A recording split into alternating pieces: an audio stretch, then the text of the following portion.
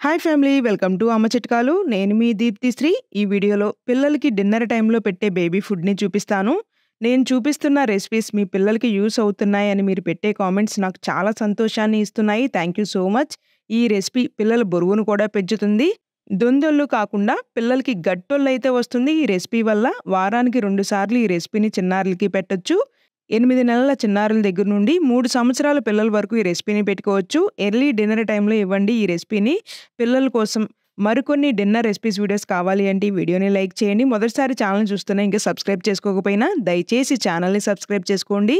ఈ healthy and tasty baby food కోసం 3 table spoons పెసరపప్పుని శుభ్రంగా కడిగి 15 నిమిషాల పాటు నానబెట్టుకోవాలి. 15 నిమిషాలు అయినాక పెసరపప్పుని మరొక్కసారి కడిగి పెట్టుకోండి. గిన్నెలో 300 ml వరకు నీళ్లను పోసుకుని నానబెట్టుకున్న పెసరపప్పుని వేసి మొత్తం కలిసేలాగా కలుపుకుని లో ఫ్లేమ్లో పప్పుని ఉడకనివ్వండి. 20 నిమిషాల్లో పప్పు చక్కగా ఉడికి ఉంటుంది. బెల్లం తురుము 1 టేబుల్ స్పూన్ వేసుకుని మొత్తం కలిసేలాగా కలుపుకోండి. అవసరమైతే పప్పుని పప్పు గుత్తితో మెత్తగా మెతుపుకోండి. ఇలా నీళ్లుగా ఉండేలాగా చూసుకోండి.